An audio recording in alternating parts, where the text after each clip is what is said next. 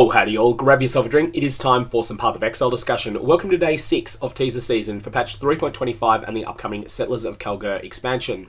This is one of those days where Grinding Gear Games only made one post, but there's quite a bit of information in it. There is an overt teaser, which is the pickup range that we'll come to in a sec. Then there's a number of covert teasers. This is a character who is using slams. This is also a character who is using the rage mechanic. You'll notice that in the bottom right corner of the screen, at the time of this frame, the character appears to have 24 rage. I can't rule out that that's 23, but it looks like 24 to me. Let's jump back one frame and see what we see. Oh look, one frame earlier they had 16 rage. There is nothing in the game that I'm aware of at the moment that would allow you to instantaneously gain 8 rage and then gain no further rage afterwards as a result of using a Warcry exerted slam attack. That's what this is. This is a Warcry exerted slam attack, and there are multiple Warcries that have been used before it. I don't know the exact mechanics that are in play here. It is possible that this is striking 7 or 8 monsters, and so it could be that you gain 1 rage for each monster that's slain by your slam. It could be that you gain 1+1 per monster that's hit, or it could be something else entirely. Maybe it's just a flat 8 rage.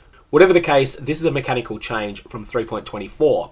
Additionally, there are also some unusually high numbers of uses of those Warcries left, so we'll have to see exactly what that means when we get more information, presumably in the next week. So that's the 2 covert teasers. Hints at changes to rage when it comes to slams, and also hints at changes to the way that Warcries are going to work. Let's look at the overt teaser, and that is the increased pickup range. Really, this image says it all. You can see there is a substantial increase of at least 1 meter in how far away you can pick up that burning arrow from the ground.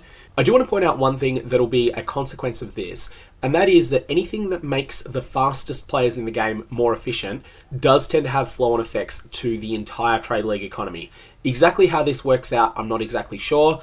I don't think this is a huge efficiency gain, so it's not likely to have a massive effect, but it will definitely mean that if there is anything in 3.25 that's similar to the Orphalane member that causes Chaos Orbs, Val Orbs, and Exalted Orbs to drop everywhere in a map, then this is going to end up having a big impact on things like Divine Orb to Chaos Orb ratios. We shall have to see on that one. And one last thing I wanted to add is that PathOfExile, in my opinion's best competitor, has just had a very, very large release. Last Epoch 1.1 came out about 36 hours ago as I'm recording this video. It seems to be pretty good. I've been having a bit of fun with it. This is something I thought I'd bring people's attention to. It's not a paid ad from 11th Hour Games or anything like that. I have no relationship with them except as a customer. And when I bought Last Epoch back a while ago, I did pay the prevailing retail price at the time.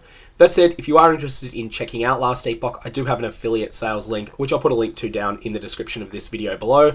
It's usually the same price you'd pay to get it from Steam. I think Last Epoch in general is a good 30 to 40 hours of gameplay if you follow a guide, 50 to 60 if you don't, and something that works well in between PathOfExile leagues. I don't think the end game is yet in a position where I would consider playing this as a main game, but it is definitely a good palate cleanser. Anyways, that's all I got for today. May your Val Orbs have interesting results, and I will see you around.